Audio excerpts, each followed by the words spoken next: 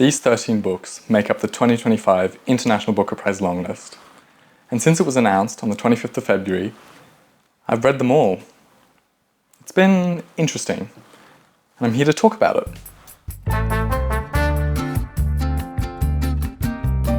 Wait, but first, I'm new here, and you're probably wondering who I am and what kind of stuff I enjoy. So this is the context about me section.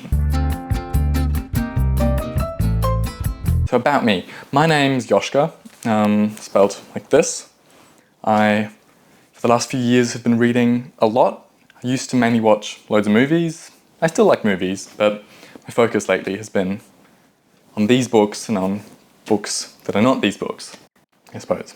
I generally read literary fiction, so stuff like this, I guess, and manga, so stuff like that. My current read is In the Heart of the Country by William Gass. I've read half of this, the first short story, 80 pages, so not super short, and I have 3 left. So far I like it. We'll see what I think of the rest of it. Curious to keep going. My favourite books overall, sort of all time, I'll sort of put here on the screen so you can see that. And my favourite books that I've read the last few months, I'll sort of do the same with. I'll sort of plonk them around here. I'm not going to talk about those today. They're just for context. Those are my tastes. And I think that'll help put my opinions, my views, into perspective. Let's get started.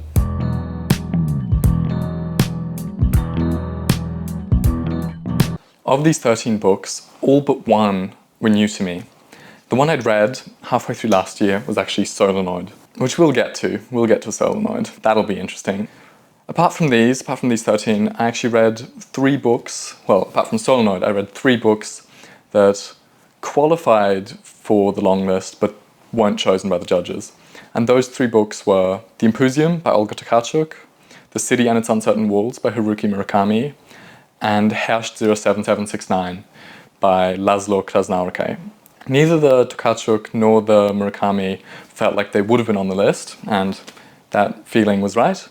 But I did think that Herrscht would have made it on the list, and I was hoping it would make it on the list because it's a book I loved. I really loved it. I thought it was fantastic, really intelligent and clever, and yeah, can't talk about that now.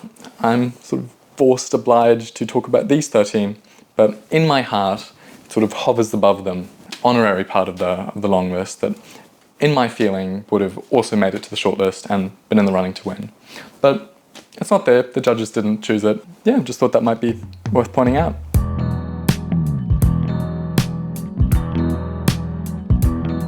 Now, before I start talking about these books individually and give you my feelings and thoughts about them, might be worth talking more generally about the long list, about sort of trends, about some interesting statistics about them, because I think there are some things that are quite unique about this list of 13 books. Now, firstly, you can kind of see by looking, at least at the physical books that I have, can't really tell from the ebooks, but the average page count of these 13 books is just under 220 pages. So I think 217 and a half, so 218, which is very short. It's super short. It's far shorter than the books I usually read, which are sort of in the 300 to 300 range on average. Only one of these 13 books is over 300 pages, obviously Solenoid, at 640. And of the remaining 12 that are under 300, only one is over 250, and that's Under the Eye of the Big Bird by Kawakami.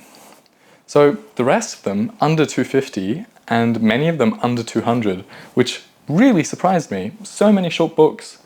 And I think surely most books that were published last year and early this year were not this short. You know, I would have assumed that a lot more of them would have been in sort of the middling range, and some also in the upper page count sort of territory. But no, mostly short books chosen. Weirdly, 3 of these books have the exact same page count, which is 192, so I find that quite funny. Out of these 13 also, 2 of them are short story collections, namely Heartlamp and Reservoir Bitches, which I would not have expected. I don't typically think of short story collections as award-worthy, which I recognise, now that I say it, probably says more about me than it does about the books or anything else. But yeah, some other statistics worth pointing out revolve around the languages and the publishers of these books. So beginning with the publishers, of these 13 books, 12 were published by independent publishers, the exception being Hunchback, which was published by Viking Press, which I think is an imprint of Penguin. The remaining 12, as I said, 11 different independent publishers with And Other Stories being represented twice. Once for Heartlamp and once for the British version of the Book of Disappearance. This is the US version. With regards to languages, 3 of these books were written originally in French, 2 in Japanese, and the remaining 8 come from, diverse, different, unique languages.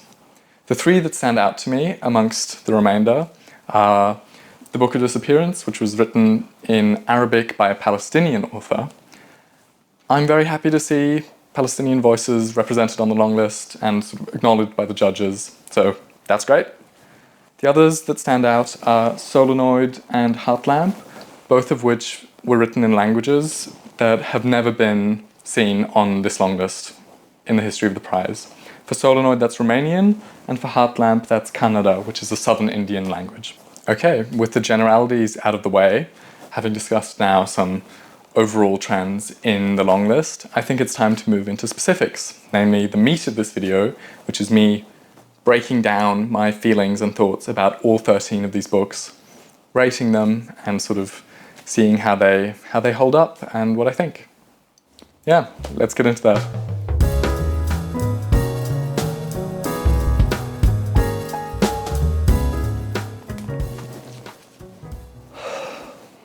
Let's talk about Solenoid. This book, originally published in 2015 in Romanian, translated by Sean Cotter, was released in the US in, I think, 2023, 2024, and in the UK mid last year. And this last year won the Dublin Literary Award. The general plot, sorry, I've got notes here, we're going deep.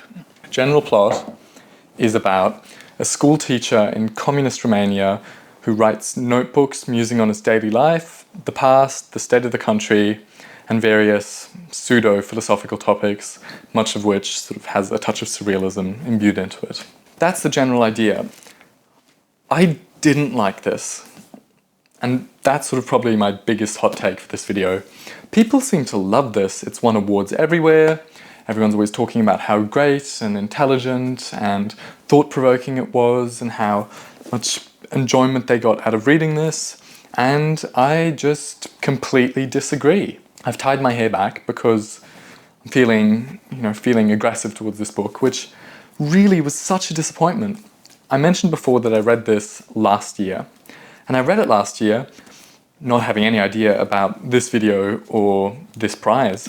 And I read it because it sounded great. The back of it sounds interesting. There's obviously very glowing quotes on the back. It sounds a bit surrealist. It sounds sort of philosophical. It sounds like it's musing on all these interesting topics in history and philosophy and all that, which is usually my kind of thing. So I don't want people to think that I didn't like Solenoid because I don't like long books or because I don't like books that are challenging. I actually do like books that are challenging. Some of my favourite books, one of which I had on the screen before, is Infinite Jest. I've also read House of Leaves, Antkind, Wittgenstein's Mistress, The Books of Jacob. I really like Laszlo Krasznahorkai. I like books that are longer and that can be more challenging, but this was not that. It was just a complete disappointment of a book. Ultimately, the main issue I have is with what I would call sort of the moral ickiness of the premise. And I'm not going to get into spoilers, really in-depth spoilers for any of these books, but I do have to address sort of some aspects of the plot. And with Solenoid, the whole point of the plot is that it's written from essentially an alternate version of Cartarescu. So essentially, the author of this novel has posited a version of himself that was wildly unsuccessful in his youth, compared to the real author, who was super successful and whose early poems and writings were lauded in Romania. So the author is successful in real life and wrote about a version of himself that's a complete failure, and that character, the version of himself, spends 600 pages writing about how horrible he feels about his life, how, the world is so disgusting, everything dies anyway. It's very sort of teenage nihilism, which just, to me, felt really distasteful.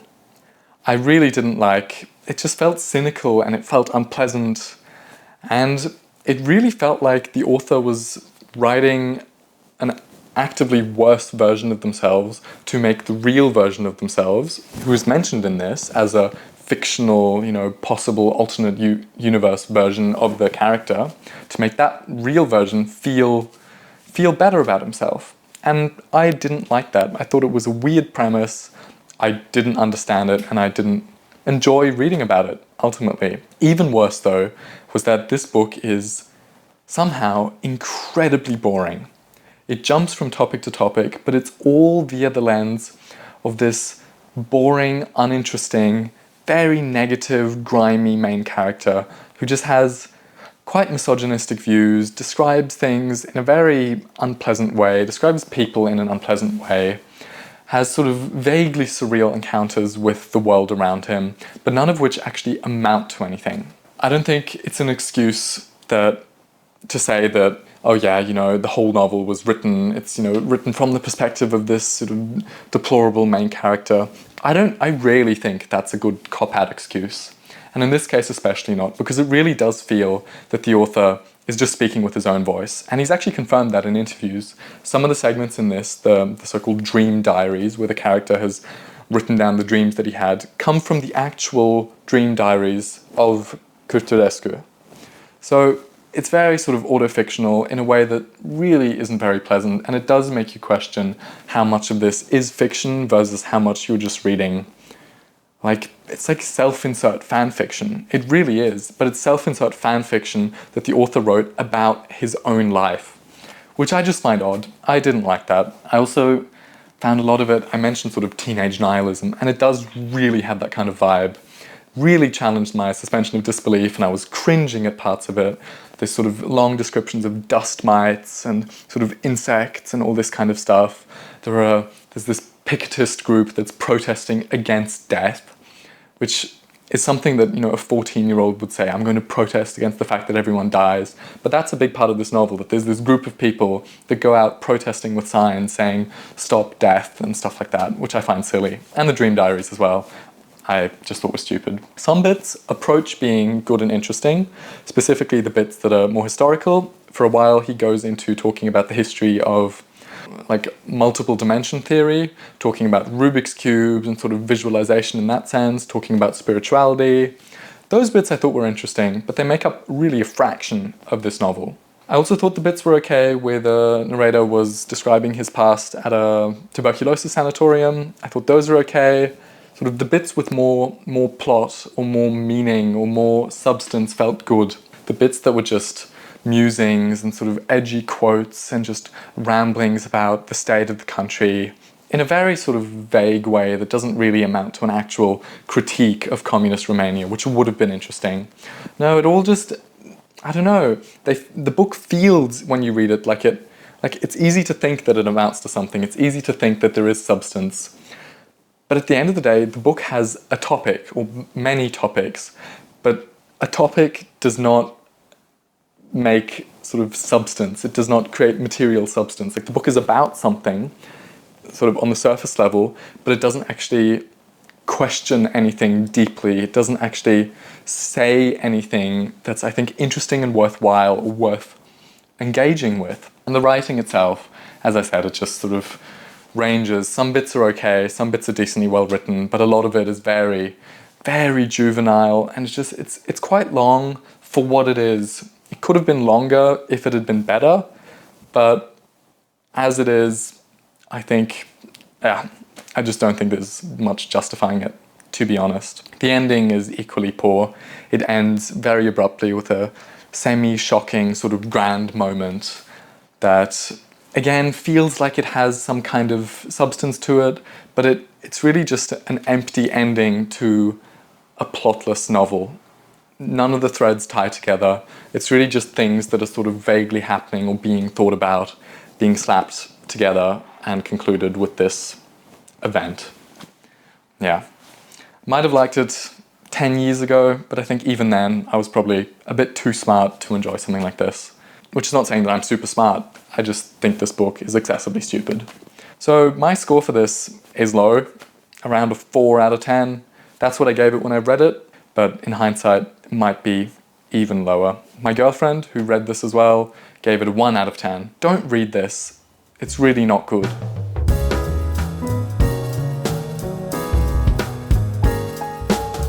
The next book I read, and the first book that I actually read after the long list was announced with the intention of reading all the books on the long list, is Perfection by Vincenzo Latronico, translated by Sophie Hughes. This was originally published in 2022 in Italian, and this is just like a booklet almost. It's 120 pages, barely, if you subtract sort of the start and end stuff. And this is about a millennial expat couple living a progressive life in Berlin as freelance graphic designers in the sort of 2000s, 2010s. But this dream that they have, this dream life, gradually crumbles when the emptiness of their existence becomes apparent. I like this. It's quite an easy read. You know, there's no dialogue, there's no strong character interaction. It's really just description of these people, this couple, and the life that they live in Berlin and later on also in Portugal and parts of Italy. We follow them over a while with sort of discussions about their past, various things that they're doing, their friends, their home life, the way they construct their apartment. It's a book focused a lot on the materialistic aspects of their life, you know, on the things that they own, on the way they present themselves, on the events that they go to. It's sort of quite this performative life that they lead. I like that. It's an easy read. It was a fun read. I read it in one go in, 1.5 hours or so, 2 hours. My one thing with it is that it is so focused on this millennial dream life in a sense that now in 2025 it does feel quite outdated. A lot of the stuff described in this would have maybe been more pertinent to read in the 2010s, the mid-2010s, when this sort of millennial culture stuff was more of a thing. Now it almost feels like we've moved beyond this a bit. We, meaning sort of our culture, has moved past these millennial woes and the emptiness of millennial life and stuff like that. And it really does only capture this small snippet of that generation, age early 30s, leaning 40s, that sort of thing. I thought it was well written. It's very descriptive. It's quite funny at times. It's quite cynical towards its characters. It's describing them quite clinically, but it is pointing out sort of the flaws of their life in a bit of a tongue-in-cheek way. It's quite a neutral narrator, but the neutral narrator does have opinions, so it's neutral in a broad sense, but sort of is winking at the reader a bit and saying, isn't this a bit odd, or isn't this a bit superficial, that sort of stuff. At times, though, the writing verges on being a bit too intense, too sort of disdainful for its characters. Makes you wonder, why this was written, if the author kind of has who himself, I think, was a millennial, is a millennial, and sort of was engaged possibly in this kind of a life. I think he lives or lived in Berlin as well. I think you wonder whether he was maybe criticizing himself a bit through this and trying to generalize it to a whole generation, which, some people might like that more than others. I enjoyed it, but I don't think it's a particularly profound or thought-provoking book. It's an interesting snapshot, a snapshot from, again, sort of 10 years ago. It said what it wanted to say, but it really hasn't left too much of a lasting impression. Yeah. Also, one sort of as an aside, one weird thing is that the book is very openly sort of a modern version of the book Things, A Story of the 60s by Georges Perec, which I've not read, but it's mentioned everywhere. Even at the back, the author writes that this novel came about as a tribute to Things, The Stories of the 60s. Anything good in it owes a lot to him. So I wish I'd read that as well and could compare. But now, having not read that, I do wonder how similar they are and to what extent this is just sort of a modified rip-off, being quite negative about it. But I don't know, just a thought. I did enjoy this. I'd give it around a 6 out of 10. Positive, but not great.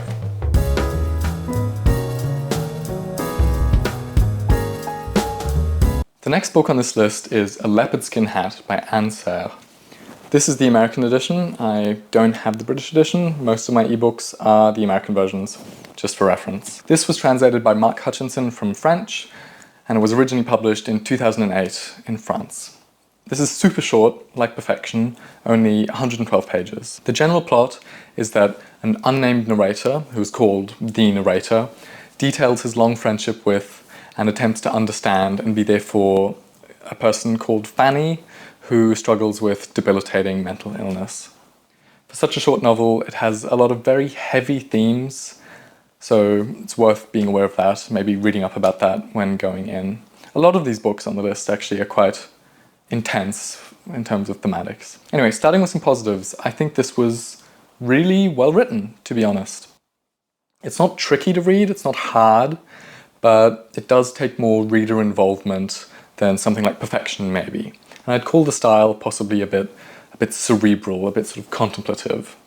Much of the novel lives in the narrator's head, and it's about feelings and impressions about the world and characters, rather than it is about plot development, or character development, and stuff like that. So it can feel at times quite, I'd say almost avant-garde in a way. Despite thinking that it is well written, personally, I don't know, not really my kind of writing. I felt that the narrative was a bit confused in the sense that it wasn't always clear whether the person called the narrator was actually the narrator of this book or was merely a character inside this book. Sometimes the actual narrator of the book, who may or may not be the character, uses sort of the I pronoun to describe themselves.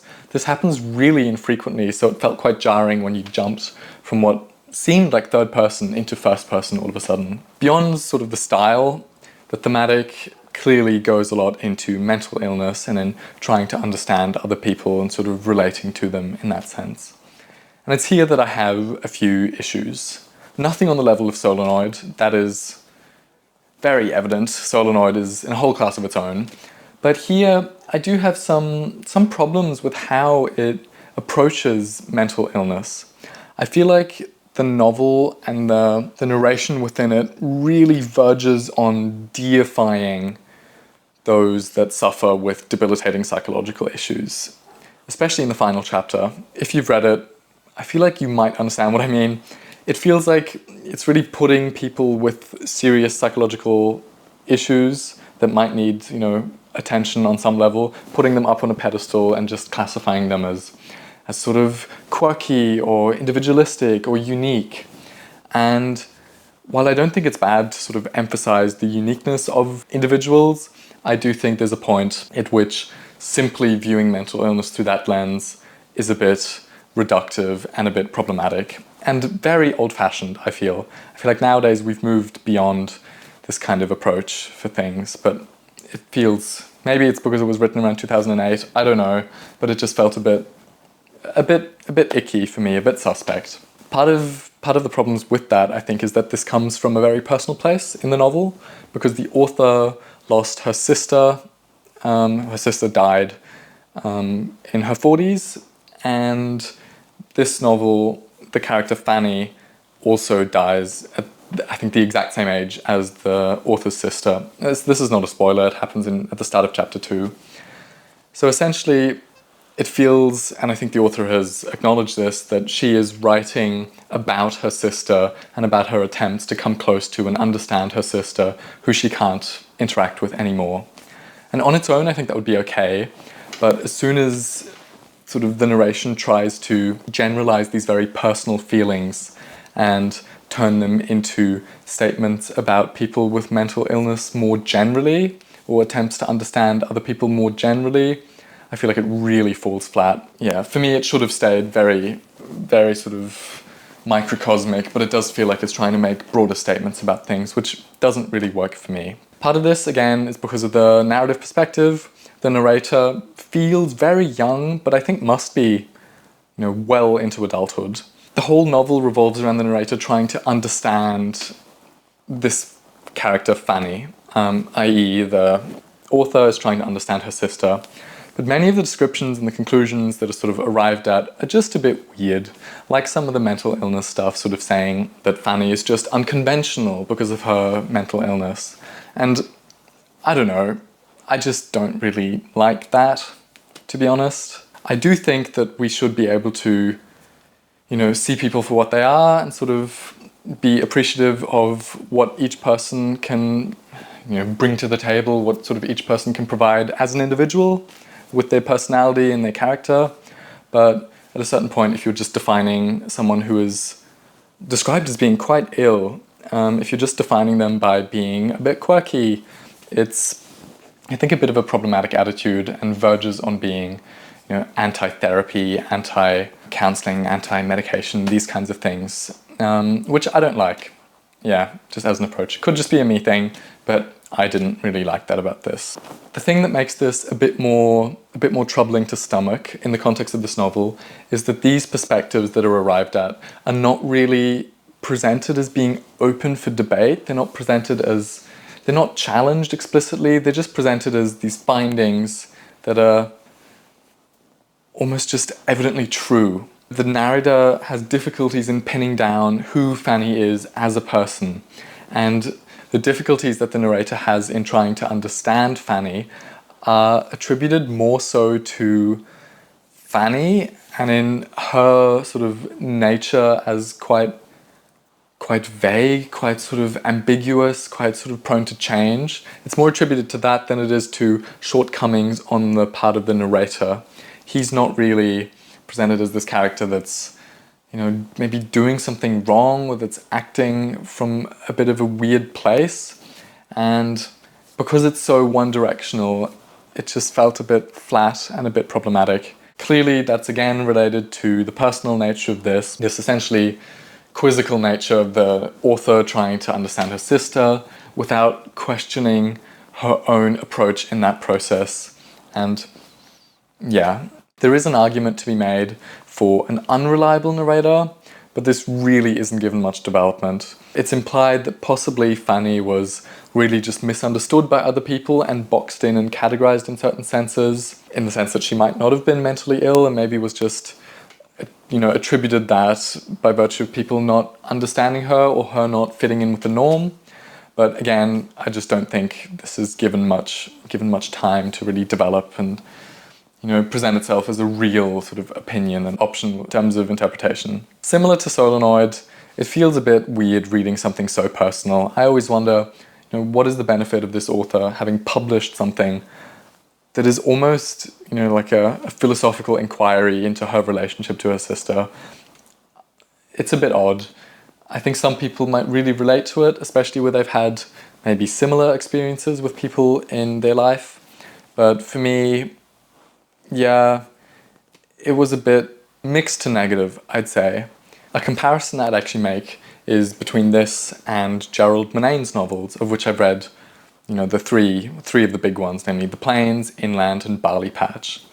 They similarly feature a cerebral narrator reflecting on persons that they knew and interacted with in quite a sort of stream of consciousness-y style, with reflections on, what we can know and how we can understand things. I read all these Murnane novels. He's an Australian author whom I have fallen in love with. I read these 3 novels earlier this year before I read this, and I much prefer them. I think they're done a lot more intelligently. So I'd recommend those over this. But yeah, overall, despite being quite negative about this, I do think it has some merit, definitely more than Solenoid, and I'd probably rate it around a 5 out of 10. So quite middle of the road, but yeah.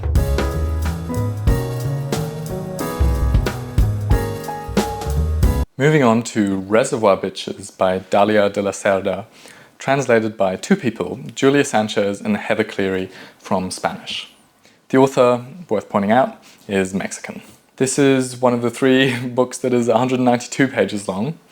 This was first published in 2019. The general plot is, this is one of the short story collections, is that this has 13 stories which are mostly linked and detail the complex and often violent lives of women in Mexico, particularly as connected with the so-called narcosphere, which is a word that the author has used in interviews.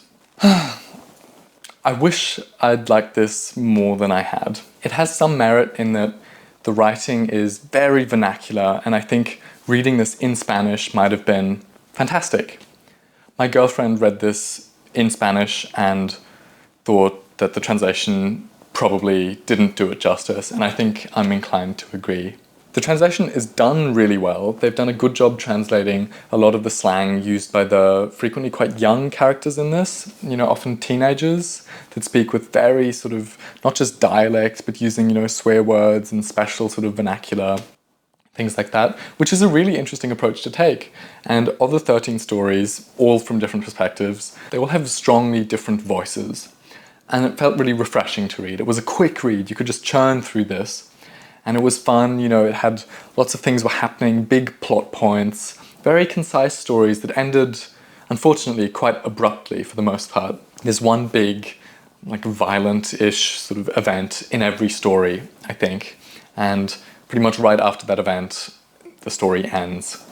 And I don't know, the writing, as I said, it was super fun, not super literary, but I don't know, I don't believe in the fact that everything needs to be written in this literary style. I don't even know what that is. This is not written like perfection like the other three, but I almost prefer the way this is written. I thought it was really interesting and engaging to read, even if the content just didn't amount to enough for me. I want to commend the final story in this collection, which I thought was phenomenal. It's the one bit that really unifies the 12 stories preceding it. I'm not going to talk too much about details, but the final story, for the first time in this collection, actively addresses the themes that I think the author wants to point out, addresses the misogyny, the difficulties that women face in Mexico, sort of the femicides, and this whole culture of this very male, incredibly male-oriented culture. And I think the final story was done so well. It was almost so good that it made the other stories that preceded it seem a bit hollow in comparison. Because many of the other stories, many of them were linked, as I said, some were not linked, some were just sort of independent stories, and those were the weakest for me, the ones that didn't feel like they fit in with the collection as a whole. The better stories were ones where you realized at some point while reading that you were seeing the perspective of a character that had previously been a secondary character in one of the other stories. So you're sort of getting this multiple perspective view on a similar topic. It's almost like, it's like Rashomon, the movie, and something like that. The problem is that the stories, apart from the last one, don't really address themes directly.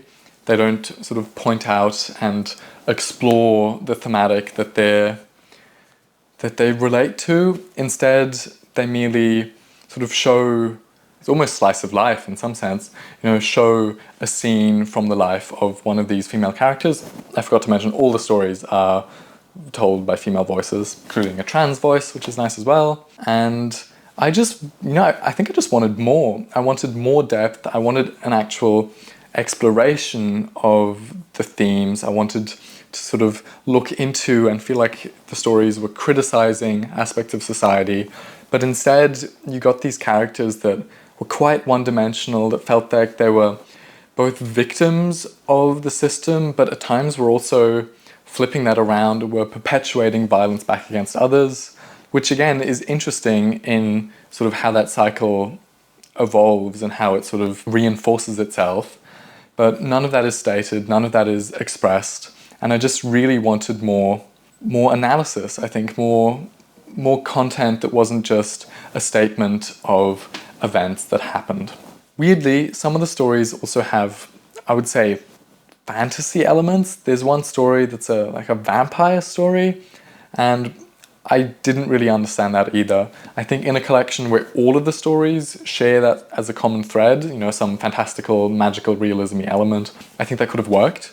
But here, where it was just one or two, they felt really misplaced and wedged in, and it sort of took me aback that, why is there a vampire here now when all these stories have been about cartel families and stuff like that? So I'm not sure. about that approach. I will say though that compared to something like Solenoid, at least this has a point, at least it is trying to say something, and I think what it's trying to say is important. You know, it's trying to highlight the female voices in Mexico, which you don't get a lot, especially sort of across the social classes. I don't know, you get voices that you don't hear much in Europe, in sort of traditional Western literature, and I think that's a huge plus, and I liked it for that, and just wish it had given me more to think about.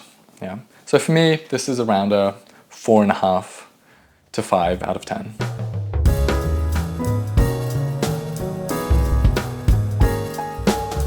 Moving on to On the Calculation of Volume, Part 1 by Solveig Balle. This is the gorgeous American edition that I have. The British edition is, I think, forthcoming. It's not yet been released, which is odd given the award. This was translated by Barbara Haviland from Danish. This is the second book to be 192 pages, and it was first published in 2020. Part 1 of a 7-part series, planned 7-part series. The general plot is that a woman, I think in her 30s, called Tara Selter, is stuck in a time loop, reliving the same 18th of November every day. She keeps a journal detailing her reflections as she approaches 1 year of this sort of time-looped existence, and she hopes to return to linear time by the 1 year mark. What did I think of this? Well, I liked it. I thought it was good. It's very straightforward writing, quite simple, quite easy to read. At times verges on the abstract when the narrator ponders various things to try to explain her time loop. It has some sort of quirky time loop mechanics. For example, the character can bring certain objects with her from one day to the next day, as long as they stay close to her body as the day progresses. Something like that. It's all a bit vague, but it plays with the trope a little bit, which is nice. And it is a trope that most people are familiar with on some level. Lots of movies have covered this, the famous one being Groundhog Day, obviously, and Palm Springs, which was great. I love Palm Springs. The writing in this is also quite sensory. There's lots of descriptions of the repetitive sounds that she hears every day, the feelings that she experiences. At one point, the character is almost in a type of trance, like a blissful state, as each day repeats itself towards the start of her time in this loop. You know, she feels, it's almost a bit zen that she's, you know, relaxed, she has nothing to worry about, you know, she's in this timeless existence where she doesn't need to worry about anything. Gradually that fades and she is more concerned with escaping from this trapped life that she's living. So I'd say it's quite ruminative broadly, and I like that. Unfortunately, with all of this, the problem that time loop stories can fall into is the problem of feeling quite repetitive, and this does fall in that sort of respect. The first 3/4 of this novel, unfortunately, really are, for me, quite boring. There's no real plot, you know, the plot being that every day repeats itself, but there's no plot progression. It really is more focused on the sensations of the character within this existence, rather than it is focused on what happens each day and what sort of changes, because really not much changes, and the character for a while is not interested in things changing. That this sort of approach shifts a bit at the end of the novel, and things happen a bit more, and I found that a bit more engaging. Ultimately, many of the reflections and ponderances of the main character are quite surface level, and didn't really go into the depth I might have wanted from a character who's as metaphysically challenged as this one is. There's no real analysis of the mental state beyond sort of that blissful period that I mentioned earlier. And the parts that cover Tara's relationship with her partner, when she tries to explain to him that she is stuck in a time loop and is on her 200th day of, experiencing the 18th of November, her partner takes everything she says at face value. He believes her, he tries to help her, and it just didn't feel like a very believable environment. I didn't feel like it knew what it was trying to aim at with any of this. It felt like it was just trying to evoke a sense of emptiness, a sense of confusion. Yeah, I found that a bit disappointing, I think. Well, not disappointing. Disappointing is too negative. I just found it a bit bland, ultimately. This is not much longer than the previous novels, but it took me longer to read just because it felt like I was reading the same thing over and over again, and really there's so little change between sections. And it's structured like a journal where for each repetition of the day, or for certain repetitions of the day, she's numbered the journal entry with the what day of the time loop it is. Like it's the 150th day of the time loop, it's the 260th day, or something like that. And then you get some kind of description of the day. But they're so similar that it's hard to differentiate, and you really don't feel that there's any forward momentum. Up until the end, when the focus is more on the character trying to break free of this loop and hoping that by the 1 year mark she can step into what will be the real 18th of November of the next year, I suppose. I don't know, I'm a bit mixed on it. I did enjoy reading it, but I didn't think it was really anything that was overly noteworthy. It's not something I want to think about a lot. But I did read the sequel, or I have read the sequel. After finishing all of the Book of Books, I read part 2, and I much preferred part 2. I gave it a much higher score. I have similar gripes, but the themes are a lot more interesting. Maybe there's more themes, or maybe it's even just the case that the second one has themes, and this one, on some level lacks it. Part 2 feels a lot more human. It's interested more in human relationships. It's interested in sort of the idea of family, and it has more plot momentum, which makes it more engaging to read and feel like it has more of a point. So I like part 2 quite a bit. This one I'd give around a 5.5 out of 10. Yeah.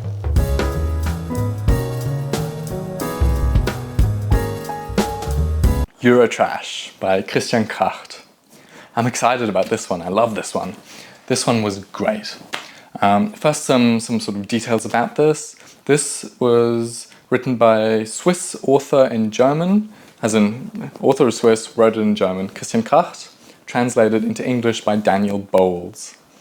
It's the third book, the final book, to be 192 pages, in case anyone's interested in that. And it was first published in 2021. The reason I have 2 editions here is I actually read this in German. I speak German fluently, so I thought I'd read it in the original language.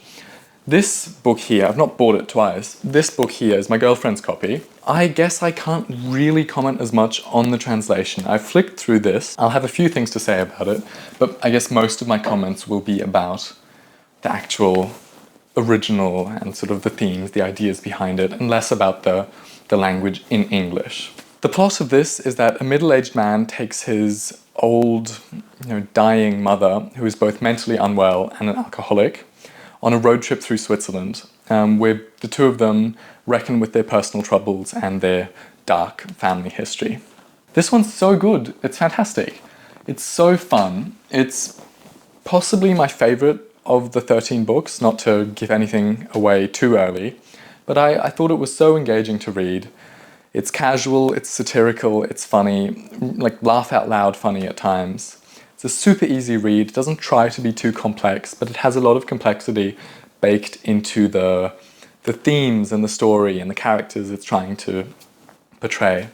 It's very reflective and leans actually a bit into postmodernism as well. It's got strong irony, it's a bit metatextual. One of the opening sentences is the narrator reminiscing on a book that he had written in the 90s, which is called Faserland, and is actually the book that Christian Kracht wrote in the 90s. I've since read that as well, and that's fantastic too, and I hope it gets an English translation soon to get a wider audience as well. Anyway, talking about Eurotrash, it's worth pointing out you don't need to have read Faserland to understand this. They very much stand alone. There are references, there are sort of intertwining sort of ideas and even plot points that recur, but none of it is essential to what makes this book so great. The characters in this are honestly quite unpleasant. The middle-aged main character who's cynical and hates Switzerland and hates his family and dislikes his mother. And then the mother who's, I'd say, a bit crazy. She's just sort of quite wild, quite crazy, but more sympathetic than the narrator. Together, they're really humanized, and you feel so You feel so in tune with them. You're brought in touch with them via the plot. The characters come from, the wealthy, I'd say the wealthy elite, possibly in Switzerland. And that's one of the themes of this. I think the mother invested in the arms industry, and that's how she ended up with so much money. And the themes beyond sort of wealth and sort of Swiss culture are also national history, specifically in Germany, which obviously deals with World War II, the Nazis, and sort of the general idea of cultural identity that, this idea of cultural identity, which is quite a big theme for many people in this sort of German-speaking zone that have personal family histories tied to Nazism. Yeah, difficult theme, but it's done so well, and it's done in a way that is quite light. Well, the darkness is implied, but it's light to read about without feeling too overwhelmingly negative or scary or anything in that sort of realm. The final sort of plot theme point is the relationship between the main character and the mother, how they engage with each other, the stories they tell each other.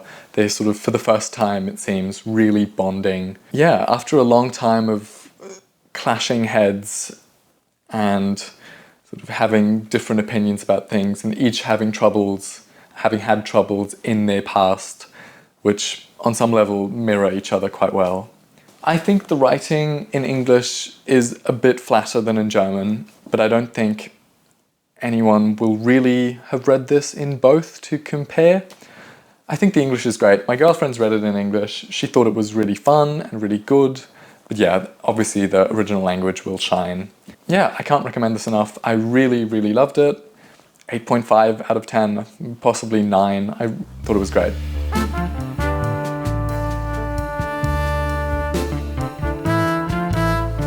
Breaching the halfway mark now, we have On a Woman's Madness by Astrid Römer. This is a Dutch novel translated by Lucy Scott, originally published ages ago in 1982, so 43 years ago. The author wrote in Dutch but was Surinamese Dutch, so from the state of Suriname in South America. 230 pages, so a bit longer, but still very manageable, I'd say.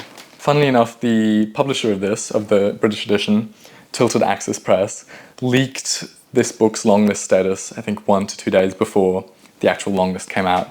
And yeah, I read about that at the time and just think it's really funny. The plot follows Noanka, a young black Surinamese woman who escapes her controlling husband by fleeing to Suriname's capital city, Paramaribo, where she reckons with her past, her family, and a variety of different romances. This is billed as a classic of queer literature finally translated into English. So through that lens, let's talk about this. First, the writing. Now, the writing, I think, will polarize people quite significantly. I didn't like it. My girlfriend didn't like it.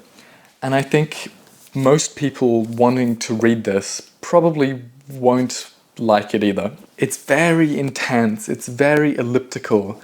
It's got it's almost like a fragmentary novel. It jumps back and forth across different times with little indication of when events are happening. Major plot points are addressed only via implication. You don't get explicit rundowns of things that have actually happened, even very key plot points that are referenced later on throughout the whole rest of the novel. This is not really fully to my taste. I didn't think that it really made for a very readable novel.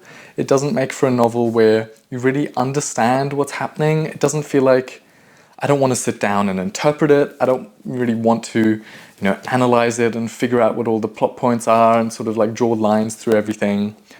I don't want to read a puzzle. I want to read a book. And I'm happy with a book that I read being a bit more vague, a bit more elusive, but it needs to do that in a way that draws my attention rather than making me feel it was written to be unknowable. And this does feel like that.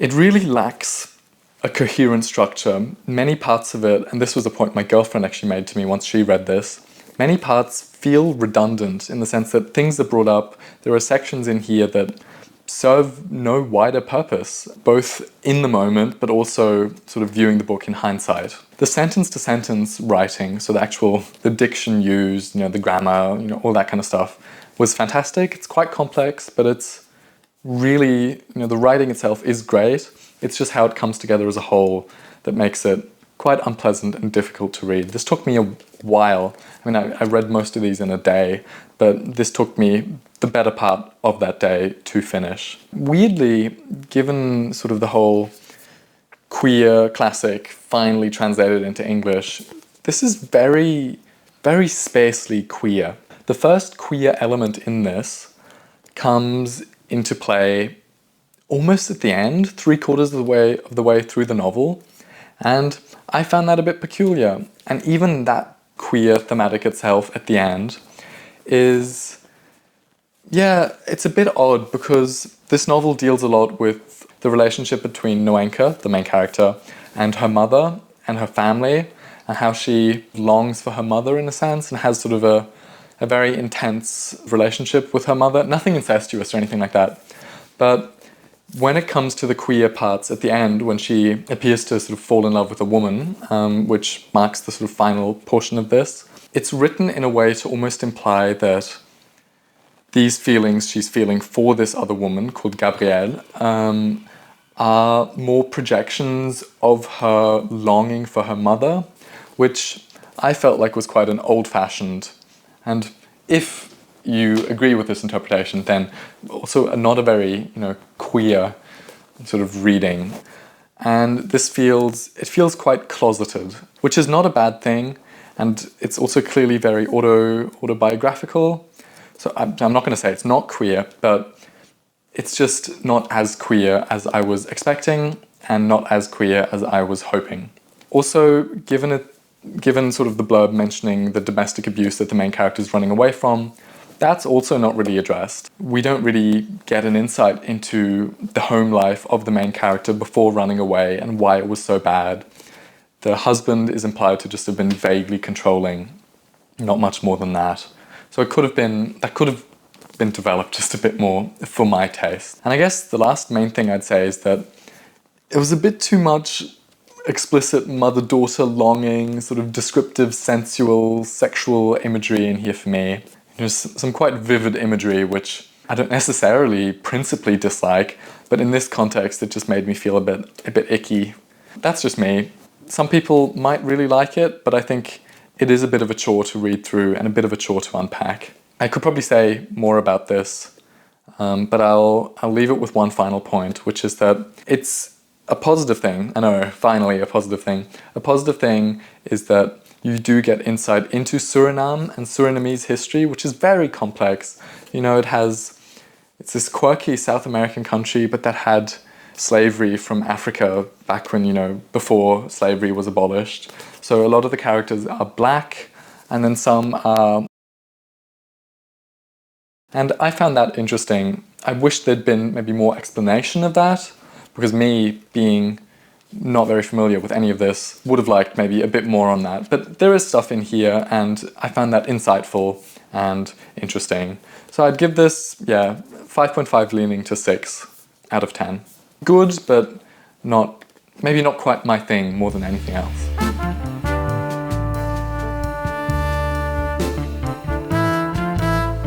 The Book of Disappearance by Ibtisam Azam. This is the US edition. The UK edition is published by And Other Stories. This was first published in Arabic in 2014 and has been translated by Sinan Antoun, who is the first Iraqi translator nominated for the International Booker Prize. This is 224 pages long, so one of the longest we've looked at so far. I've looked at so far, and the author is Palestinian. And I already said that I'm happy to see a Palestinian novel on this list, and especially one that's as good as this one is. This was great. I like this. So the plot is, I think it's summarized nicely in one line, but I'll give a bit more. Out of nowhere, with no clear cause, all Palestinians vanish.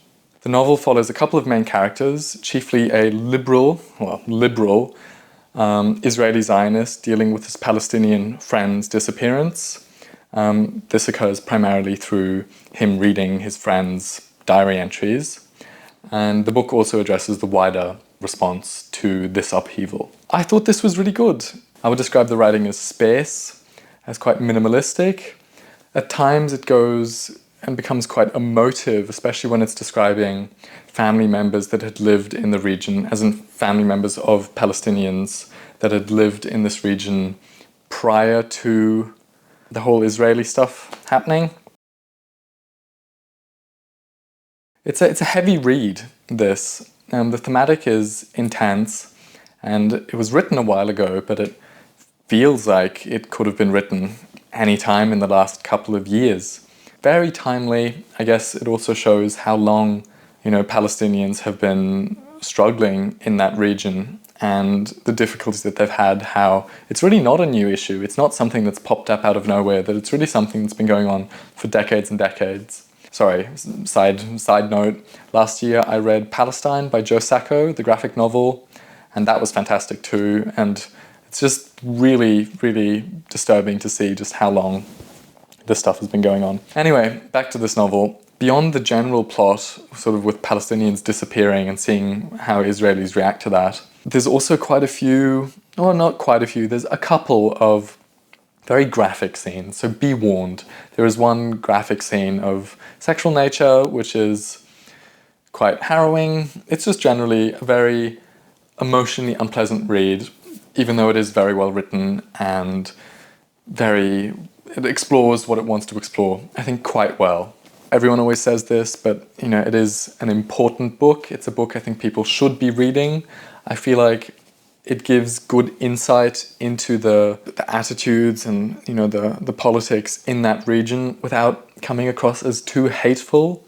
It is condemning where it, I think, is right to be condemning, but it doesn't feel like it comes from a place of sort of abject hate. I understand abject hate, but it feels nuanced as well, which is nice to read. We get a really strong insight into the fractured sense of belonging of Palestinians in the region, and especially sort of looking across multiple generations of a family and seeing the different attitudes that people have had and the way they relate to their land. It's less speculative fiction and sci-fi than it maybe sounds. The whole disappearance of the Palestinians, it's less of the point of the novel than it is used to explore attitudes to Palestinians that are held in Israel. So it's dissecting sort of local and personal consequences resulting from this event, especially how, Israeli people, particularly, I think his name is Ariel, how he processes his Israeli friend's disappearance, which he does in what culminates in, a very shocking, I wouldn't say it's a twist because it's built up to, but quite a shocking finale in how he responds to this. So he's reading his friend's diaries, he's sort of seeing his friend's views on Palestine and sort of the family connection to everything. And he personally, Ariel, the liberal Zionist, he's not presented as a bad guy, but his views are clearly shown to be problematic, even if he is, for an Israeli Zionist, very liberal, I would even say. So overall, I'd say it's like a philosophical think piece, this book. It's trying to get you to think about something. It's trying to show how the author views Palestinian identity. So don't go in expecting sci-fi, don't go in expecting speculative fiction and stuff like that. There will be a speculative fiction book that we'll talk about in a bit, I'll talk about in a bit, but this is not it. My one comment that's more negative about this is that it did end quite abruptly after the whole disappearance event. So the disappearance happens maybe a quarter of the way through the book, a fifth of the way through, and the rest of the novel takes place in the few days, I think 3 days or so after the disappearance. So you don't get any long-term evaluation of that event. It's really just how are people in the short term reacting to it. And I like that, but maybe wish it had gone a bit further. It's slightly one note. It's got one main point, I feel, one main thing it's trying to show and explore. And it does that really well, but I'd perhaps have wanted slightly more out of it. So yeah, for me, 7.5 out of 10 or so. So very positive.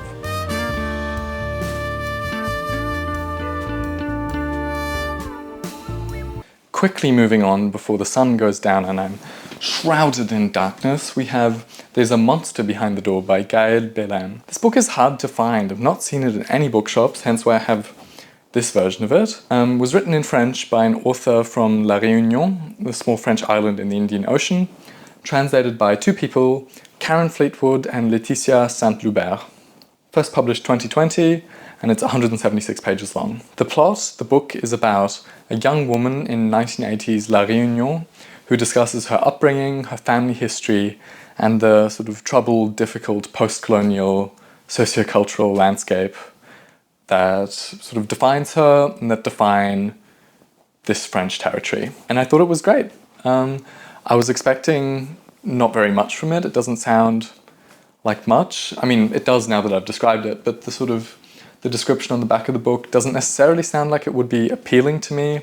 It's a book by a publisher I'd never heard of. There's only one edition of it. It feels very random in a way that it's on the list, but I'm happy about it because it is well written. It's engaging, it's manic, it's sort of all over the place. This frantic, strong female voice that propels the narrative forward. It reminds me a lot of Matilda by Roald Dahl, both the book and the movie, in the sense that you have this narrator who's quite headstrong with parents that don't understand her and sort of have their own difficulties with each other and with her, and the main character trying to break free from this environment that she's in, this oppressive sort of landscape she's stuck in. And that's what this is. It really is a lot like Matilda. It's very cynical, it's very funny, it describes characters very humorously and very negatively. It jumps back and forth in time, sort of talking about different people in her family, talking about where she is at different points in her life, how she grows up. It's almost like a Bildungsroman in a way. She's growing up, she's learning about the world, she's learning how to survive in this tricky place with the upbringing she's had. You know, she's come from quite a poor background, describing her parents, describing the history of the island, which is also difficult to understand. Well, not difficult to understand, it's just complicated. The themes are addressed really well, and they're integrated cleverly into the narrative, and they're brought in repeatedly, so you feel that you actually engage with them quite well. Themes like the cycles of poverty, subordination, abuse, trying to sort of rise out of what you've been given and become something more. So looking at almost sort of fate and determinism and these sorts of things. I thought it was great. It doesn't go too heavy-handed into anything, even though a lot of the themes are quite dark. It reads lightly, but it feels at times quite heavy, even if the narrator brushes past things and moves on quite quickly. I thought that was an interesting approach, and it really worked for me. I also like the bits that focus on the culture and society in La Réunion, which is an island I'd heard of in school. I took French in school, and there was big La Réunion focus for some reason, but I don't think many people will have heard of this area, and you get a look into the environment that I think you're unlikely to get anywhere else, really. You won't get it by reading Wikipedia, you won't get it fully by reading a history book. It's very unique. And one thing to especially commend is the extraordinary sort of approach to translation, which is the author herself had footnotes in the book just explaining certain regional terms, cultural contexts, and the translators added their own footnotes to explain how they translated certain terms and what the words originally mean, to add additional sort of understanding for the non-French speaking reader. I thought that was clever. I liked that it had footnotes. You know, on the Kobo, on the e-reader, you can just tap the footnote and it sort of pops up. But even in a physical book, I think, whether they're endnotes or footnotes, I think it would have worked really well. And it really helps you understand this culture without feeling like you're missing out on the local words that are used. So no, I thought this was great. It's maybe not necessarily my kind of book, but I really don't have that much negative to say about it.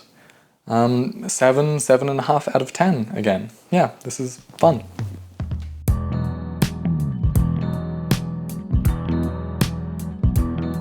Okay, I'll come right out and say it. This is my second favourite, or first favourite. It's in my top 2 with Eurotrash. This is Under the Eye of the Big Bird by Hiromi Kawakami, translated from Japanese by Asa Yonoda. It's the second longest book on the list, 288 pages, And yeah, the only book, apart from Solenoid, over 250 pages. And it's really not that long, 288, so yeah. This was first published in 2016. The plot of this is quite hard to describe because it starts as a series of vignettes and sort of progresses from there. But broadly, these vignettes portray humanity far into the future over a wide time span. We're talking thousands of years. Small tribes with unique evolved characteristics make up the remainder of the species, and the novel explores the complexities of their existence and reflects on, quite philosophically, on the meaning of humanity, on emotion, on sort of connection and things like that. So yeah, it sounds quite sci-fi, quite speculative, and this is. I loved this. I think it's so fantastic.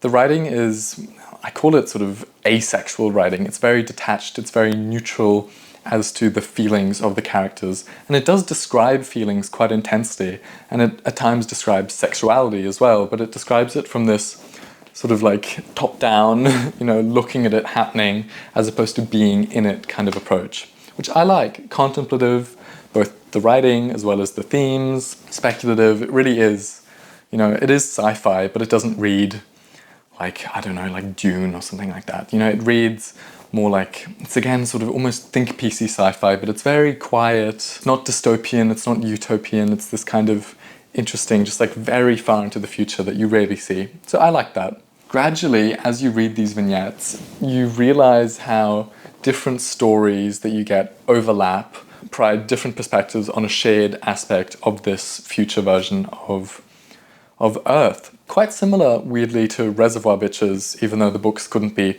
further apart in any other sense. The second to last chapter of this is the big sort of context chapter. It provides the history of how humanity ended up where it is, when the novel describes it. Some people I've read have disliked this chapter because they feel like it explains too much, whereas most people seem to feel that they liked it and that it helped piece everything together in an interesting, thought-provoking way, that it provides sort of the connective tissue for all the other stories that precede it and the one that follows it. Themes, it's sort of what you'd expect from something like this, looking at technology, how humans evolve, looking at how humans engage with the world, sort of what might happen if humans are bordering on extinction and there are sort of programs to try to keep humanity alive as a species. So it's all of that. These are the big sci-fi themes, but within that, you're still looking at, what the meaning of humanity is and,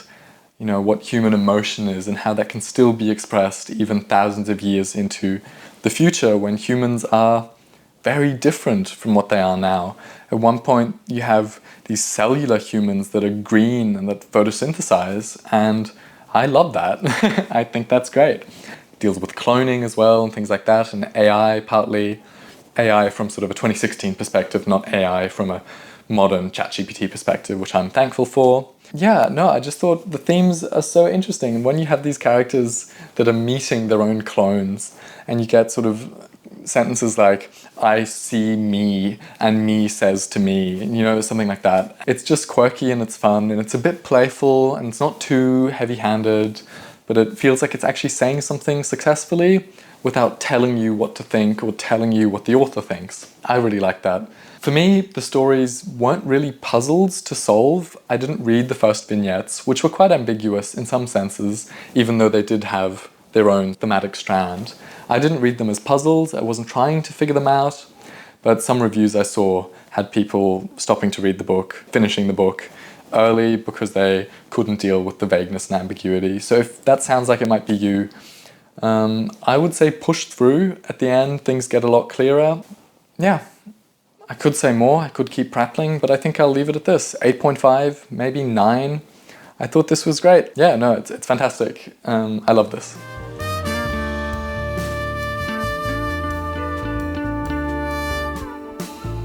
Okay, well, next is Hunchback by Sao Ichikawa, translated by Polly Barton, who's quite a famous translator. I have over there her non-fiction book Porn, published by Fitzcarraldo, which I'm keen to read.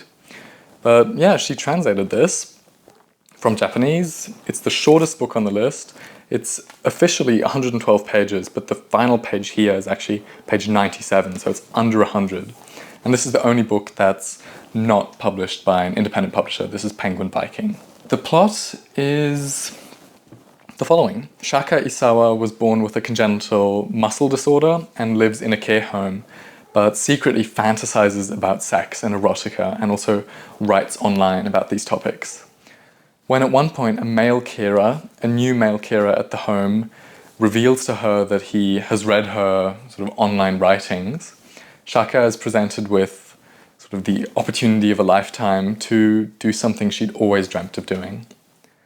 And the plot progresses from there. It's a zinger of a book, super short, like really short, very much a novella, almost a long short story. I really liked it. It's so fun to read. It deals primarily with, I suppose, with disability in Japan, which is, a very interesting perspective for a Japanese novel, because you hear of classical Japanese novels that ponder on disability. Like, I can't remember this one author who wrote about his disabled son, and it's very sort of hateful and very negative. And this is the perspective of a disabled person or a person with a disability who, in Japan, is often considered a second-class, third-class citizen.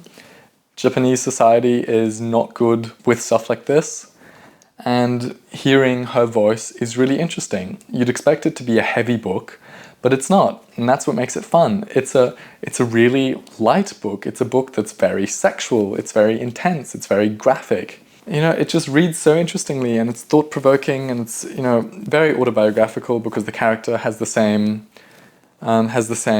disorder that the author also has. And it's just rare to see stories about fairly, I guess, serious disability juxtaposed and intertwined with sort of themes of sex and sort of eroticism. And it's great. It's an important lens. It's something that, people feel this way. Obviously people of all degrees of ableness have the capacity to feel sexual desire. And it's interesting to read about that, and shocking that so many books about disability just completely ignore this lens of it. And I liked it. It has an ambiguous ending. The ending, I think, is a bit controversial because it's a weird jump from the rest of the novel, in that you're not sure if it's happening in reality or in fiction or years into the future, or if it's a bit unclear, but it emphasizes the points that the rest of the novel is talking about, and I think it works quite well. I like this. I don't think it's necessarily phenomenal. Obviously, at under 100 pages, there's only so much you can do with regards to depth, but I think it does a great job, and I'm happy to have read it, and I love it. 7 out of 10, probably, for this.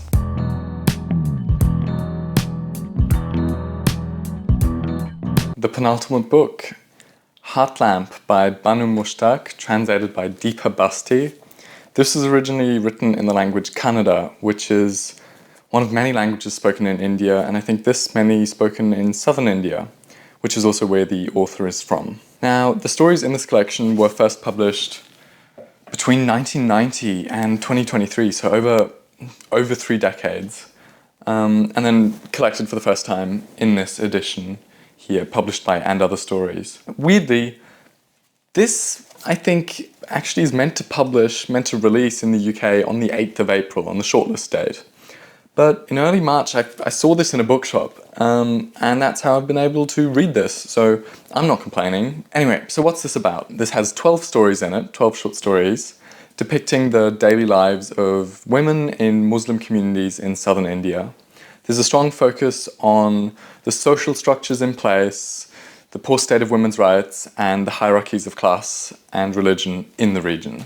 What I thought of it, this is a bit tricky, because all my opinions on the actual stories themselves are marred by what I think is a pretty serious, egregious flaw in the translation, or a poor choice made by the translator. And this is actually the only book on this list out of the 13 that I think really has a problem with the translation. And the thing that I think makes this so bad is that the author has chosen not to translate certain local words and phrases and terms, which means that essentially parts of this, because it is a very sort of regional book, it's very, very much about the local culture and customs and the religion, and I'm not familiar with Southern Indian customs and culture, and I'm also not that familiar with Islam and with specific Muslim terms. So the problem is, when reading this then, at times it can feel like you're reading one of those fill-in-the-blank books. It's like the X and the Y go to W to do Z, or something like that. So it's borderline illegible at times, which is honestly a real shame. This is especially bad for me, because the translator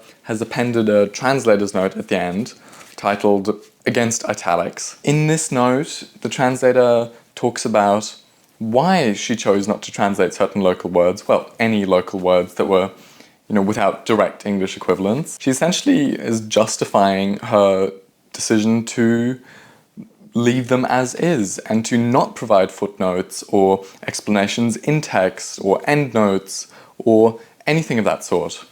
And this afternote left a bit of a poor taste in my mouth. In my opinion, these words should have been translated. Perhaps not translated directly in the text. You could have had a bracket around them to keep the original. But for me, the best option would have been to add footnotes or endnotes, like in "There's a Monster Behind the Door," which took the best possible sort of approach you could take with translation, which is keeping these specific local words that don't have English counterparts, but adding context for the uneducated reader. And I am the uneducated reader, and I would like to know more about the things described in this book, in this story collection, and I feel that I'm kept at arm's length via this translation, and I think it's really a shame, because it makes a lot of the content and a lot of the things that actually make this book, I think, relevant and important, namely sort of exposing these communities that we don't hear about a lot in the European cultural sphere, exposing these kinds of communities to the wider world. I think it really fails at achieving that with this translation, which has me really confused reading parts of it, especially where there are terms, I think, for grandfather, family terms for family members, which sound quite similar and left me often unclear who was being referred to and what their relationship to the narrator was.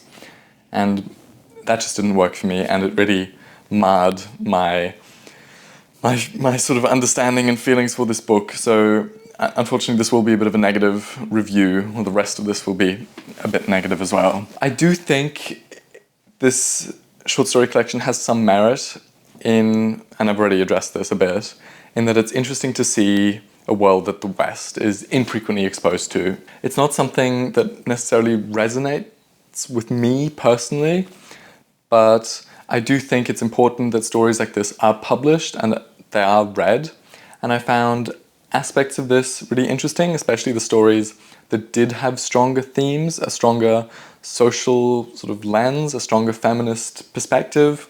Those stories I thought were better, and there are a few stories in here that do have strong characters with strong sort of identities that really clash with the culture that they're placed in, and I think those stories are the most successful. A lot of the stories in this are just a bit less engaging, a bit less interesting. They don't all fully interact with these issues beyond simply identifying how life for women in these communities can be or is. In this way, it's a bit like Reservoir Bitches, which similarly, addresses issues or describes people without, going into depth or analyzing or really giving much food for thought beyond sort of my reaction being, oh, so that is how it is in these communities, which is a good first step. I would just like it to go beyond that, which might just be a problem with me, but yeah, for me, perhaps just a bit less exciting than it could have been, and especially the translation then made that even worse. So for me, not horrible, but maybe 5.5 out of 10.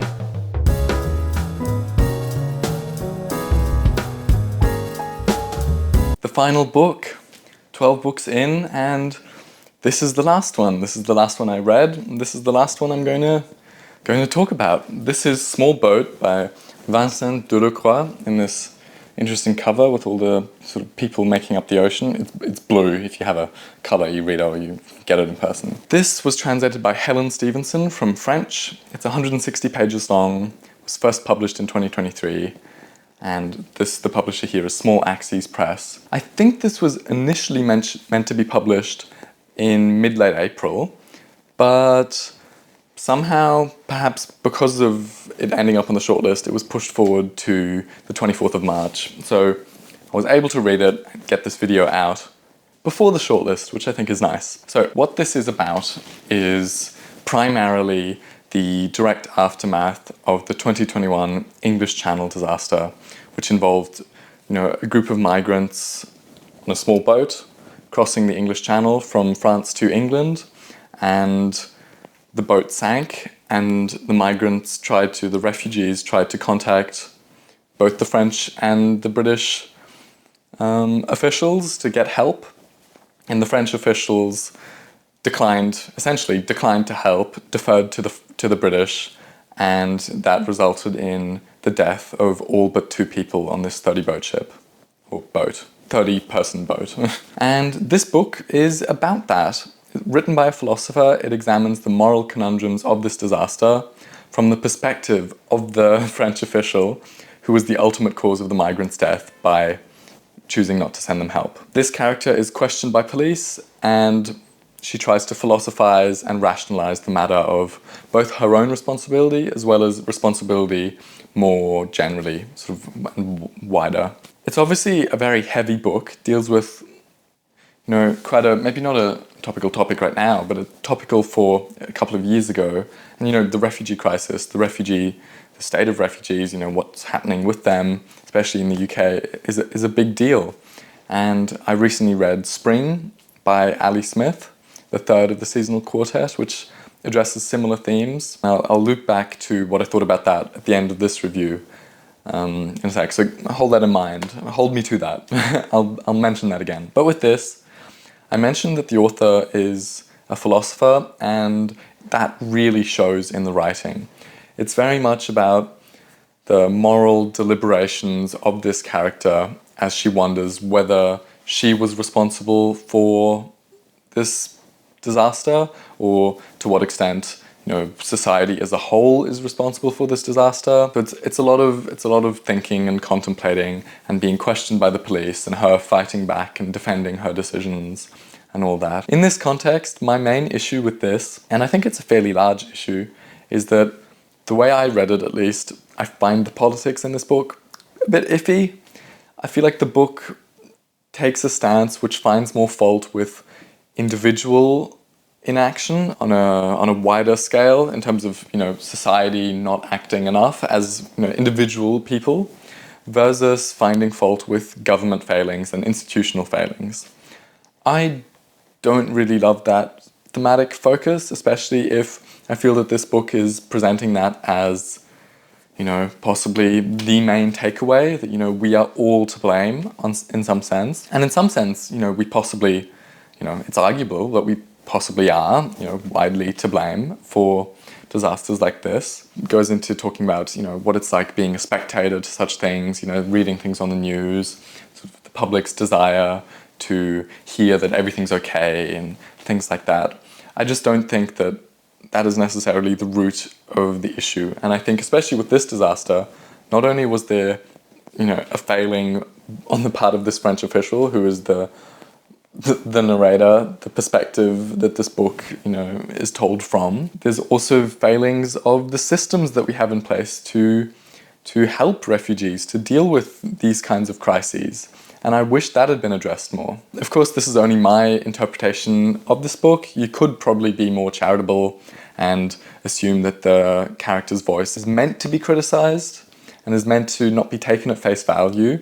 And I do think that's true to some extent, especially the first part of this book. You're not meant to sympathize with and agree with the main character as she defends herself and her decisions not to send help. But later on, it becomes clear that the author is sort of speaking through her and questioning to what extent her blame is maybe not the main blameworthy thing about this event. And the introduction, which is fantastic, this book has an amazing introduction going deep into the history of the disaster, as well as sort of talking about some of the themes and the refugee crisis that's sort of been happening. The introduction is great, and the interpretation given therein is similar to what I've just said, namely, the book does seem to blame society as a whole. And I just don't love that, to be honest. Yeah, Durecroix in interviews has given similar comments. I don't think he really wanted to provide an answer in this book. It seems that he wanted to question things and ponder on the nature of responsibility. But even if he himself doesn't have a solution, doesn't have the answer, I feel that he does have certain personal opinions, perhaps as a philosopher, about what it means to be responsible and how these events, these disasters sort of happen and who's to blame for them. And I think his voice does show in this. I don't fully agree, and I just don't fully feel that it's a very empathetic look at these kinds of situations. Now you'd think this was a bit more personal, because it does follow this character in 3 parts. Parts 1 and 3 follow this French official as she is questioned by police and wonders about responsibility. But the middle part, the shortest part, is told from the perspective of the migrants on the boat that sank. I think perhaps this was there to give the book some wider perspective, but ultimately it felt like shock value to me. And I think it just makes the sort of impersonal tone of the rest of the book really, it emphasizes it even more, which is a shame. I feel like if you're dealing with a topic where people have died, people trying to get a better life, find a better life, get help, escape countries where, things are dangerous for them. It just doesn't really work to then take a very clinical stance on the topic by questioning what responsibility means, as opposed to questioning what the real experiences of refugees are and how we can actually help them. This book has no opinions on that. And I mentioned I'd bring up Ali Smith's Spring again.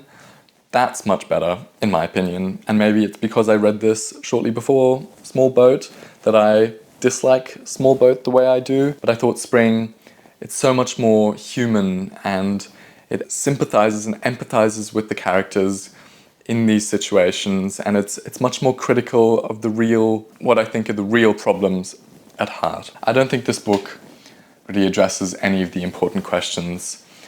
A lot of it is sort of deep-seeming contemplation, but it kind of, like a lot of these books on this list, falls a bit flat for me.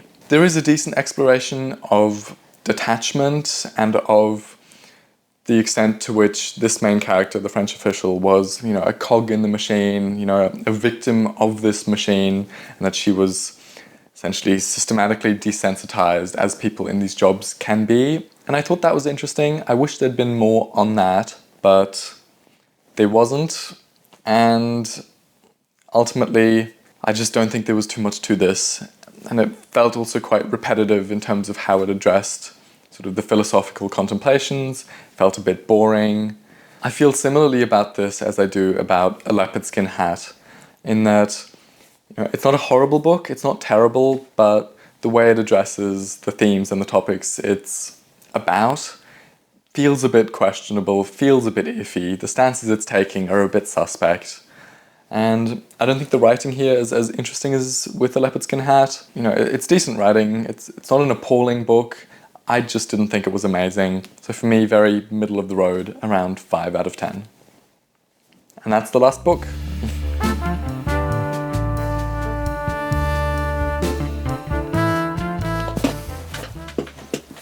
Whew. That was tiring.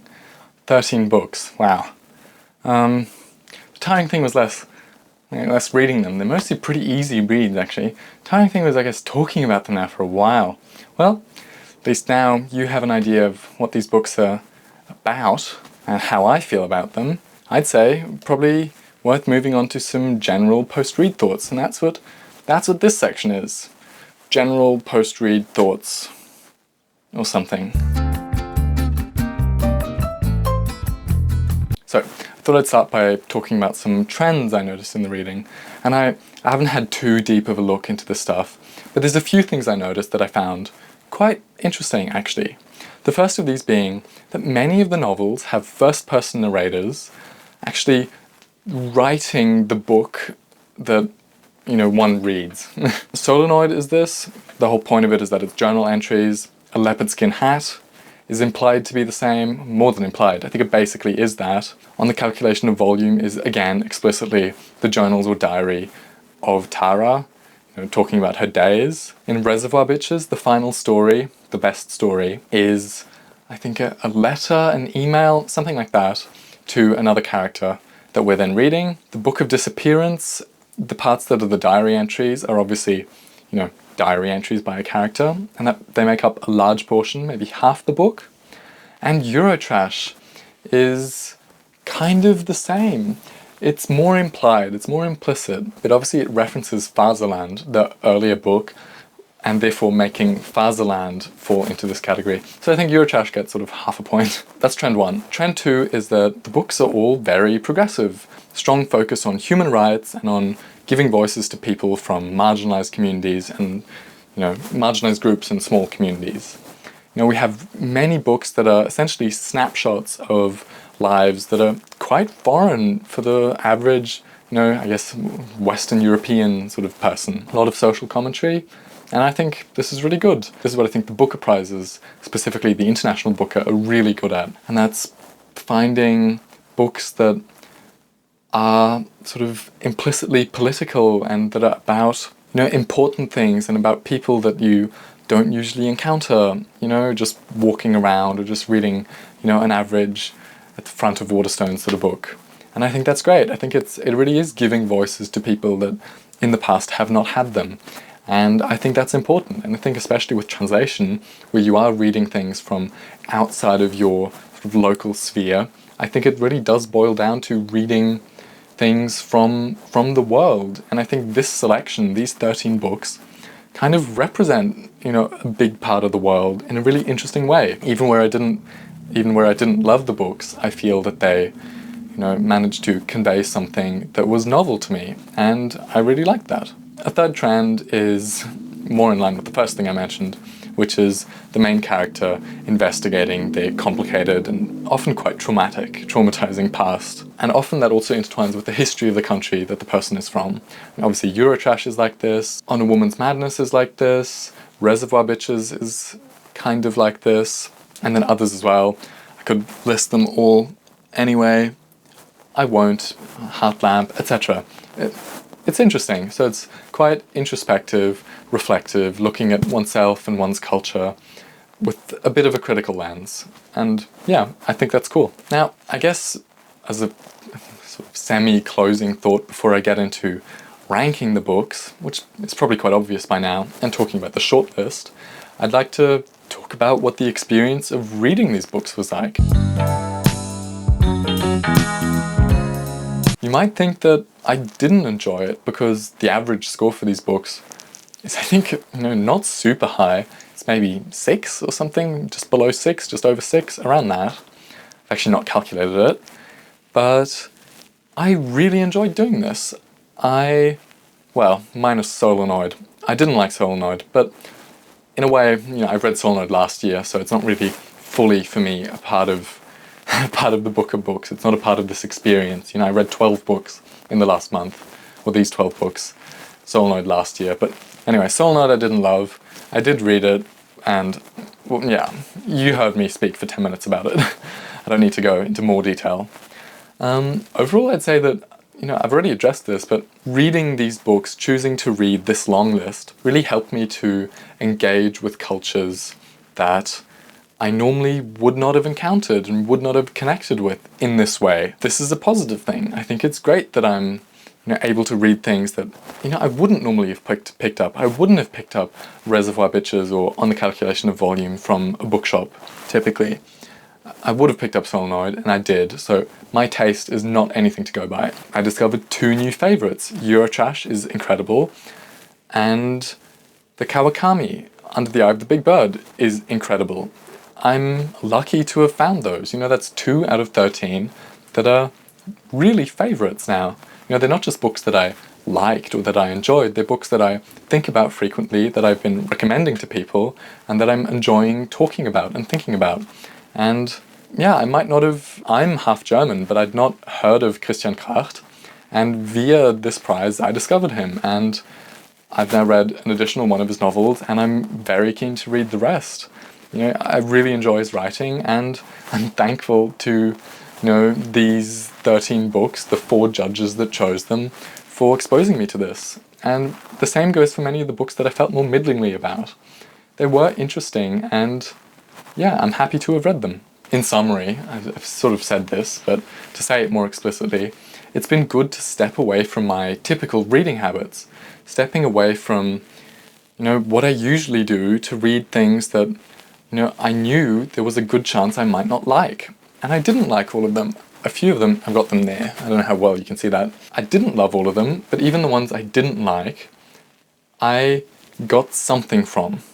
And it's been interesting to observe and to see also trends in publishing, trends in literary awards, to see what's popular, to see just to sort of get a feeling for the lay of the land, I suppose. And it's so interesting that they're all so short, average of 218. That's tiny. That's why I was able to read these so quickly, because you can read each of these books, apart from Solenoid, in a couple of hours, 2-3 hours at most. And I think that's cool. I think it's cool that the judges have chosen books that are very accessible. None of the writing in any of these is, for the most part, overly complex. I wouldn't say there's anyone that should avoid reading any of these because they fear they're too stupid or anything like that. I think that's nonsense. I think anyone could read any of these and have a good chance of enjoying it, and that's super cool, I suppose. So yeah, I guess my recommendation would be to give this a try. If you have the time, if you have the patience to go through, a large chunk of books, some of which you probably won't like, then I really think you should do this. You will expand your reading horizons, stupid term, but you will, and you'll feel happy at having done it. And I think you will have gained something, and probably will have found something that was new to you and that you might not have found otherwise. And that's great.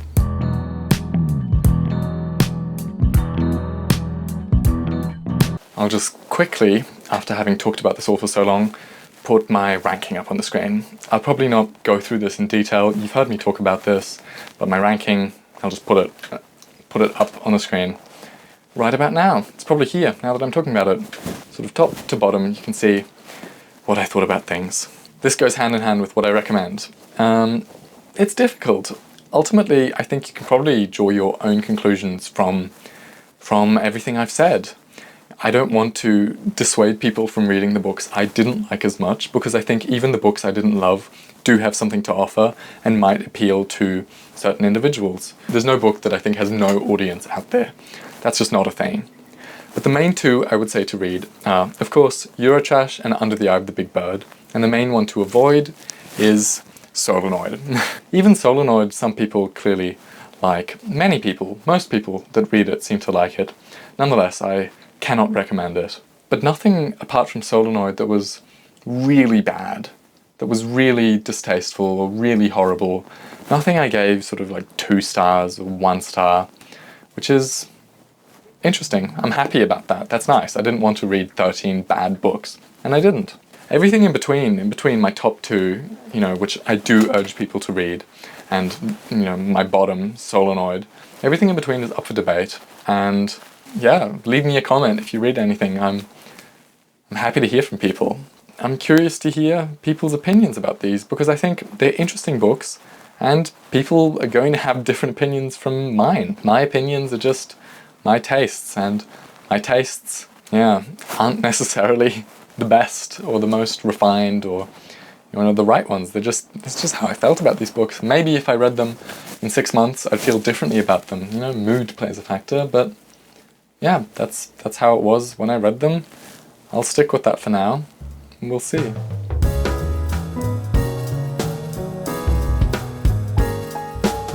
Okay, this is the fun section. This is the section where I can talk about the shortlist that's coming out in a week from the day I'm filming this. I'm filming this on April Fool's. You'll probably be seeing it a few days later, probably, hopefully, definitely before the shortlist is out, so I can make some predictions. I have two sort of prediction format that I'll be going for. One is the classic, what do I think will be on the shortlist? This is not my own preferences, it's not my own taste, it's just the books that I think the judges will choose based on having read all 13 books. The second shortlist is sort of my wish shortlist, my personal shortlist. These are the books that I would want to see on the shortlist. This is the shortlist that, if I could choose, would be the shortlist. Realistically, there's a lot of overlap.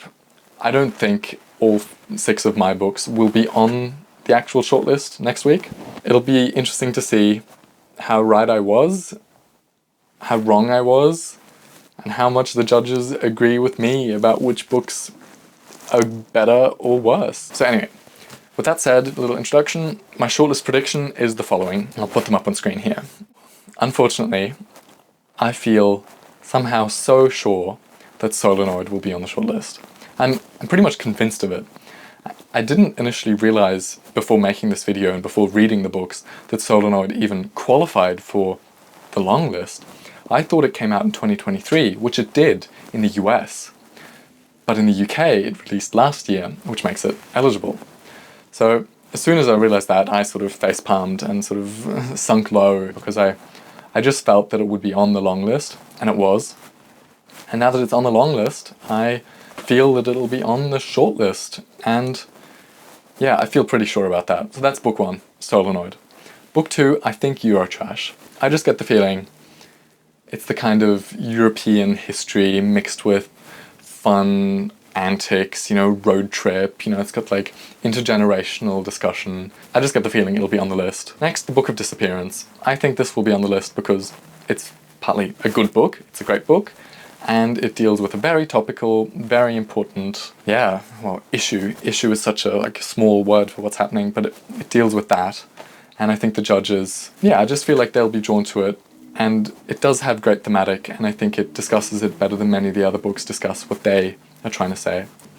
Pick 4, I think, On a Woman's Madness. I think it helps that this book is essentially a classic, having been published in the 80s originally. I think also the fact that it's a queer pick. There's not that many queer books on the list, so I think this, for that reason, will be there. Also, the writing is very lyrical, it's very intense, it's very writerly, even if, for me, it doesn't fully cohere. 5th, I think Hunchback. I think Hunchback, for its portrayal of disability, for the sort of the zinginess of it. It's very fun, it's very quirky, it's got a bit of shock value in there. I feel like Hunchback as well.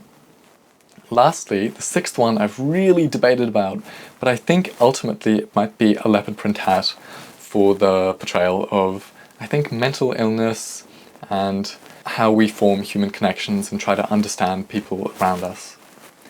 That's my prediction. I'll put that here, and I'll contrast that with, on the other side of the screen, my personal shortlist, the books I would want to see on the list.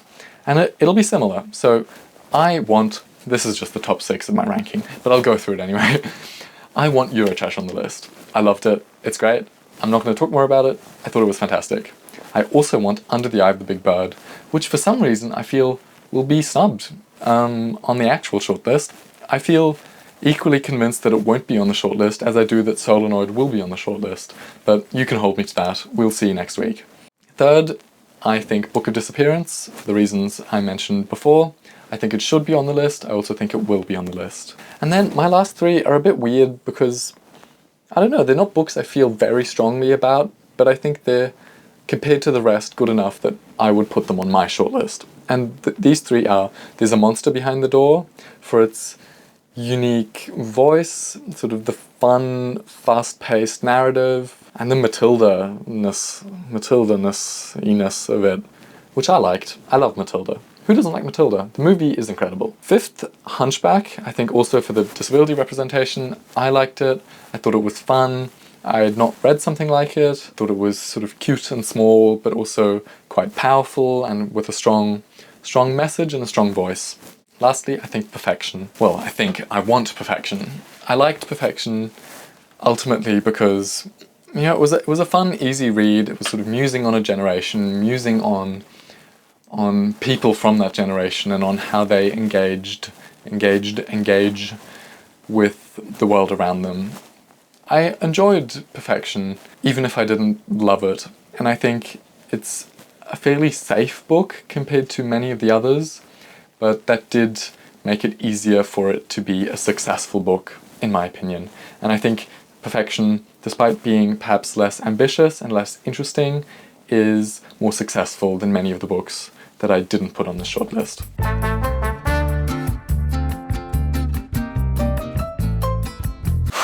So yeah, that's the 2025 International Booker Prize.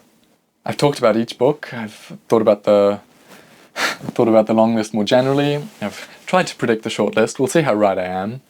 I've talked about my favourites, my least favourites, least favourite. It's really just Solenoid. It's really just Solenoid. I can never stop talking about Solenoid, but I would like to hear what people think. I said this before. It's true. I really do want to hear what people think about these books. If you agree with me, you can let me know. If you disagree with me vehemently, please let me know. Please don't hate me for hating books that you liked. I guess it's not that I have high standards or anything. I guess I'm quite picky. I guess I'm a picky person. But yeah, most of these books are, you know, at least decent. Many of them are good. Some of them are great. I encourage you to read these books. I think you will gain something from it if you've not already read some. At least read one. Choose any one. You'll be happy with it. I'm sure there's really something for everyone. It's such a wide variety of literature.